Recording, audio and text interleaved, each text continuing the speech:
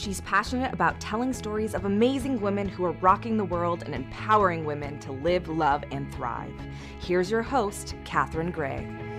Hi, welcome everybody. Welcome and thanks for tuning in today to Live, Love, Thrive Women's Empowerment Hour, brought to you by 360 Karma. We have on my friend Dana today, and Dana Perri is extraordinary. She has performed for Cirque du Soleil for over a decade. She has her own studio in the Valley, and also is a health consultant and a trainer. Please give a warm welcome to Dana Perri. Yay! So how are you doing today? I'm doing pretty well, actually. Good. Feeling excited to be here, and lots excited of to have you here. change and excitement on the horizon. So life wonderful. is good. Life is good. I love that when we're in. I think we're always in transformation, which is great that you're a health consultant. Because I think, and trainer, because people are always wanting, especially health-wise, to transform themselves, don't you think? I do, absolutely. I mean, yeah. I think, and you're a good inspiration. thank you. Yeah. Thank you. Yeah. I think if you don't live what you're preaching, then really at the end of the day, you're not giving an authentic presentation of what it is that you're trying to help people with. I Right. think overall health and wellness is a struggle. Yeah. You know, I mean, It is, to yeah. really live it day Even to for day. you. It is. Yeah, It you is. told me that. Yeah. You said sometimes when you go to eat something, you're thinking, I can't because I have to be a good example to the other people I am, working with. Yeah, And I'm I like, think wow. that I think at the end of the day, it's all about choices. Yeah. I mean, you and I have talked about this before, and it's not that you shouldn't have that piece of cake or whatever, but it's really thinking about, if I do that, how am I going to feel the next day? What do I have on my agenda the next day? Right. And I really think that that's not a consciousness for the overall people, right? Right. That how is sugar going to make me feel? Or if I drink and have dessert, is that going to affect me tomorrow? And you know what? If it isn't, then it isn't. And I say have cake and drink alcohol. Yeah. But you're so right, and I don't know. I think as we get older, we tend to have these conversations about, well, if I have that, how am I going to feel? And it's so funny because, you remember being a kid, we never thought of this stuff. We just ate it, Yeah. And it's like kind of a bitch, isn't it? As we get older, we have to go, well, if I have that cake, am I going to feel like crap? Yes, I am. And then you either say, well, I'm going to eat it anyway because it's going to taste good, or you're going to say, no, I don't want to feel bad. Yeah. And so, I think we do get more, I guess we get more conscious as we get older, but also I think more sensitive to foods as we get older. I do. Am I crazy? You're seems not. like, yeah, You're not okay. crazy at all. I think at Okay. the end of the day, your body absolutely has dialogue with you as you Right. get older. Yeah. When you're younger, your Yeah. body is a way more intense machine, Yeah. I would say. Yeah. It's like a car. I say this all the time, and it's such a cheesy analogy, but when your car isn't doing well, you take it to get serviced, right? Yes. You fill it with gas, you have the tires checked, you make sure the brake pads are, et cetera, et cetera. Yeah. But generally, for most people, and not all people, we go once a year for a checkup, Yes. right? Right. So the only way you start to figure out how your lifestyle is changing the way you feel is what your body is telling you. Right. And you're right. When you get older, you get more sensitive Yes. to sugar. You get more sensitive because your body is tired, Yeah. right? So Yeah. you can't keep fighting and fighting and fighting like you did when you were young, when the Right. immune system was so much more just strong. You were like, I can Right. do anything. I can attack the world, and you could, Right. and you could beat yourself up at the same time. So this news is kind of a bummer. I know, it's a total bummer. So let's put a positive spin on it. Right. And I love what you do because you try to encourage people and train people to be at their optimum so they do feel fabulous as they're older, right? Yes, absolutely. I mean, that's the goal. Amen. Yeah. 100%. Yeah. I think honestly, everybody's body is different. And that's the problem with Yes. sensationalized media, or Yes. try this diet and you'll lose Right. weight, or whatever the new trending thing is. No carbs, no protein, no fat, no life. I don't believe in no any of that. Whatever. Yeah. Like seriously, as a Yeah. professional, and this I do live by. Your body and my body are different. And that's the it wouldn't greatest take much to figure that one out. No, but that's the greatest news. What Yes. works for me is not going to work for you, and I'll vice trade versa. you, by the way. No trading, because you're doing a great job. You're doing a great job right now. I just feel like if there is a sense of awareness. Yes. Like that's the word, you know? Yeah, that's it's it. like waking up in the morning and being like, okay, Dana, how am I feeling? Or, hey, Catherine, check in with yourself for a second. And that's what we don't do. Right. You know, we just kind of get in a rut and we just continue. And then all of a sudden, and it's not all of a sudden, but you make it feels like it. Feels all of a sudden, You wake up and you're like, God, I feel like shit today and I don't know why. Right. But And honestly, it's cumulative, really, right? 100%. Right. But in just the reverse, doing the positive things is cumulative too, right? Yes, absolutely. And Right. it's small steps. And actually, those small changes every day happen very quickly. Right. You start to take on one new habit as opposed to trying to change 10 things about yourself all at once. I like your philosophy like that. I think a lot of people coach people. I know a friend that's on a diet and it's like, you can't eat after 5 and you have to eat after 11 o'clock the next day. And I see it work, you know, they lose the weight, but is that sustainable? And I feel like your method is way more sustainable. Thank you. And that, you know, people need someone to enlighten them. I mean, we all think we know, oh, I shouldn't eat this, I should eat that. But there's so many other caveats to it. 100%. Like how often you should eat and how important water is and just all these little things that are a reminder. And everybody needs accountability. Yeah, 100%. I think accountability is huge. That's why I think health coaches and trainers are an important part of everybody's life. You know, everybody wants to go to a therapist or they want to go to workshops to better themselves spiritually, mentally. But also people need that coaching for their physical health. Yes. Because without physical health, you don't have anything. Even if you have the love of your life or you have a wonderful family, you have a great job, if you don't have your health, you really don't have anything, do you? No, you don't. I mean, so that's let's the face foundation. It, like, being very honest right now, I'm getting over a cold, so you can kind of hear a little bit of congestion. Yeah. And some of that, and this is, I'm not the most proud to say this today, but I've been working really hard, too many hours, not getting enough sleep, and my body is saying, hey, sweetie, pay attention, right? So it doesn't mean I can't operate right now. Am I at my optimum health? Right. No, not today, but I still feel good. I still have a great mental attitude. Right. But it's a matter of people just let their health take a back seat. Yes. Because it's like we don't have time or... You make excuses of why it's not a priority. Yes. Right? And I would say that that's the mass of individuals because I think so. Unless you are growing up an athlete, which not all athletes continue into adulthood living a healthy lifestyle, or you're in the field as a career like myself, or it becomes part of your everyday existence.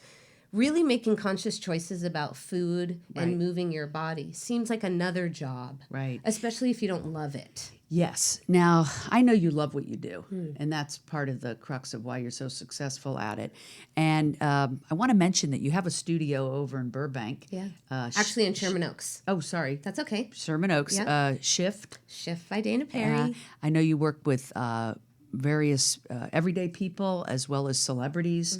I know we have a picture of you with J.K. Simmons, who I absolutely love. Oh, he's a great man. Oh my gosh, what a great actor. Yeah. And I think we have a picture of you with Barry Manilow. Yeah. Is he a client too? He's no longer a client, but I did friend. choreography for his shows in Vegas for years. Oh my gosh, how so exciting. That was an amazing experience. And besides having the awesome studio, before that, you were a performer with Cirque du Soleil. So I want to talk about your journey from growing up to how you went down this path of being the health coach and consultant that you are today, as well as your journey into, I mean, everybody loves Cirque du Soleil. It's, I mean, we look at this performance with awe. To think that you did that for a decade is just amazing. So I want to talk about your journey to that. So let's talk about, you were born in New Jersey. I was. Yeah. Yep. But you grew up in San Diego. Correct. Whew. Just made it, right? Yeah. I got out just in time. But you came here and you had a lot of obstacles, as most people do. And I want to talk about those because everybody has them, and a lot of people will relate. One is that you no more got out here really, and your parents divorced. Right. So you were being raised by a single mom, which, you know, I hear that Wow, almost every other show I do. It's really, I'm thinking, how many single moms are there? There's a lot. Power to the ladies. Power to the ladies. And then also you went through a lot of surgeries growing up. Now, I did. you're such a beautiful woman. Nobody you. would ever know what you went through as a child growing up with having like 4 surgeries, was Yeah, it? 4 4 different surgeries. Let's talk about that because there may be other people that have been through something similar. Yeah, so I was born with what's called a hemangioma on the tip of my nose, which is basically an encapsulated blood tumor. And it's not unheard of. Some babies have them on their lips, some on their cheeks, some on their spine. And it's a very And that's why I'm glad we're talking about it because it's probably pretty common. Yeah. It is and it isn't. It Yeah. happens in utero. They have no idea why it happens. Right. I was 6 weeks preemie. My mom had problems with pregnancies, but she had everything checked. It was just random. But Right. I don't believe anything is random, to Right. be honest, because this particular thing, unbeknownst to me, shaped a huge part of who I am today. Wow. And it's difficult. You know, kids are mean. And to have an abnormality on your face, in the center of your face, was tough, you know. Wow. And I was very small. So I was a Yeah. 4.5 pound baby Yeah. with a And you're Rudolph. 5 pounds now, so. Okay, I might be 10. I might be 10 pounds now. Anyway, it was big and purple. I don't know how else to explain it. Right. Kind of like Rudolph the Red-Nosed Reindeer. Right. And they had never done surgery on a baby at that time when I was Wow. born, especially on the face. But my Yes. mother was determined that I Yes. didn't have to live with this purple tumor on my face. Right, right. So at 2 years old, they had a surgery that had never been done in New York City, and they removed it. But because in utero the tumor was growing, I never had a normal nose. So like you were born as you were growing in your mom's belly. Right. You know, your eyes, your nose, your lips all happen whenever they happen Right, right. in the gestation period. Long story short, when they removed the tumor, there was nothing normal about my nose. So they kept trying to like build it. That's what I the see. surgeries were for. Gotcha. But because I was so little, they didn't want to do anything too drastic because my Right. face would grow. Right. And if you do something too drastic, then the nose stays the same.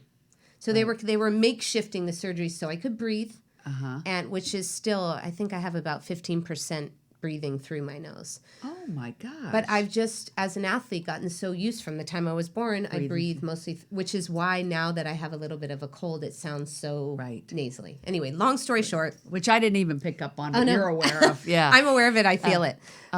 So, I mean, you're such a beautiful woman. I can imagine somebody would never know, you know, what you've been through. And we don't know what anybody else has been through. Sure. It's something we don't talk about Yeah. is the path people have taken, the challenges that they've had, you know, just at a cocktail party or something. Nobody ever talks about things like that. Yeah. So what did it do to change your life? Well, I grew up super insecure about the external part of how I looked. Even though I had a very loving mother and supportive people around me, I felt like I didn't feel like that inside. And so I over-excelled in academics and athletics and sports and dance, which is where I discovered my truest passions. Right. And I think, you know, I have a very beautiful mother and a very beautiful sister. And so being insecure about that, all I wanted to do was be pretty. I just was like, can I please be pretty? And it didn't matter Well, you manifested that. Thank you. But I didn't know that till I was 27. Right, right. God's honest You couldn't truth. let it in. Yeah. I didn't see it. I didn't feel it. And I think that that's what a lot of women Yes. and men actually suffer from. It's not just women. Yeah. And I was able to develop at a young age. And this is what I'm grateful for the birth defect, is that a lot of times when you're young, you don't focus on the things that you are truly passionate about.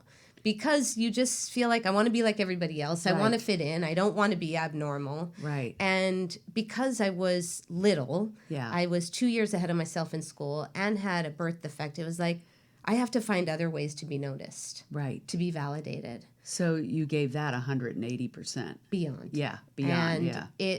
that changed the trajectory of my life instead of growing in a up beautiful way. in an unbelievable way. Yes. I mean, look at you at Cirque du Soleil.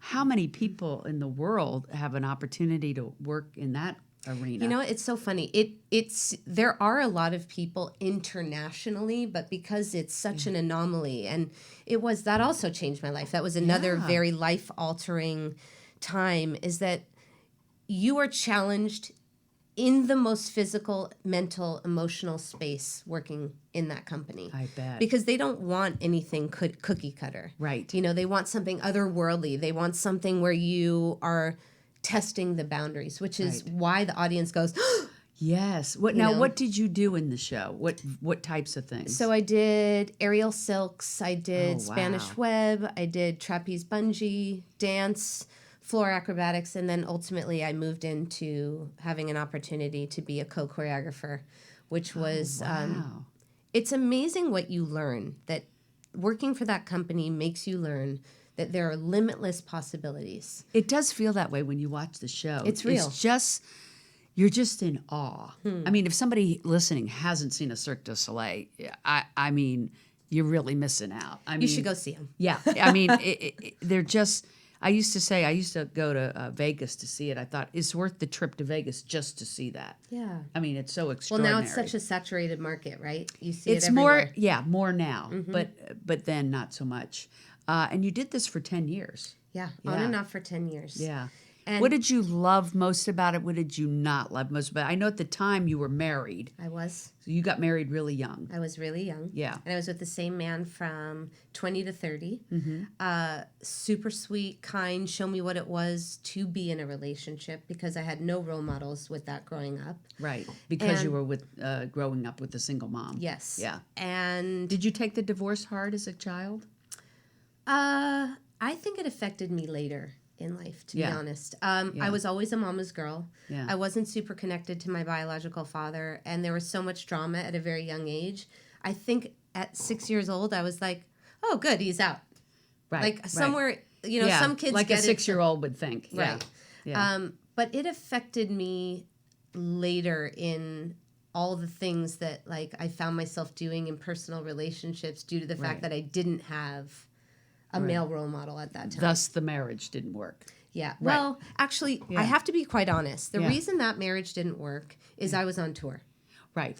So for 10 years with Cirque du Soleil, you were constantly on tour and never home. On, off. Yeah. And when I was home, he had a regular job. You know, he was a businessman. He would go to work from whatever it was, 8 to 6, 9 to 5.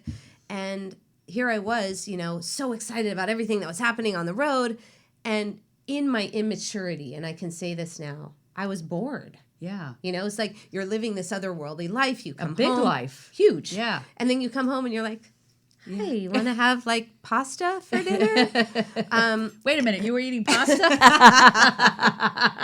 Yes. Gotcha. Yes, I do eat pasta sometimes.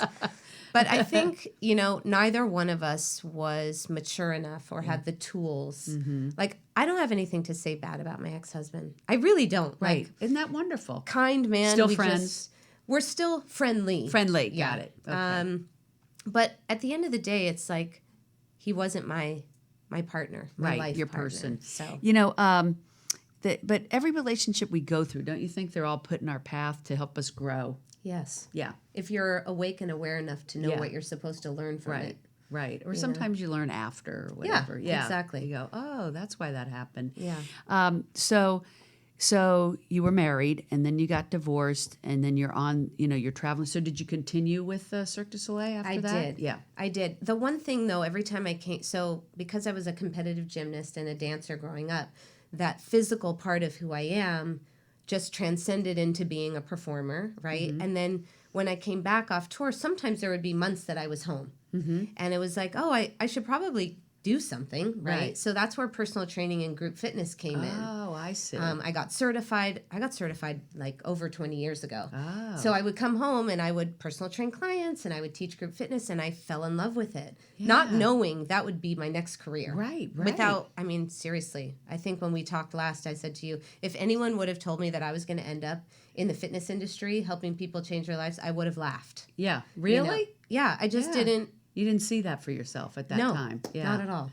So, what was it like being in Cirque du Soleil? Was it amazing having the, awing these audiences and Yes, it was life-changing. There's nothing like being a performer. yeah, There's nothing like when you work your ass off, and you do, working for that company, that to see the audience and see them all just like, yes, it's unbelievable. Yeah. And that give and take has happened, and there's nothing more amazing than that feeling. There really isn't. right. So, yeah. So with that high, was it after 10 years like it was just time for a change?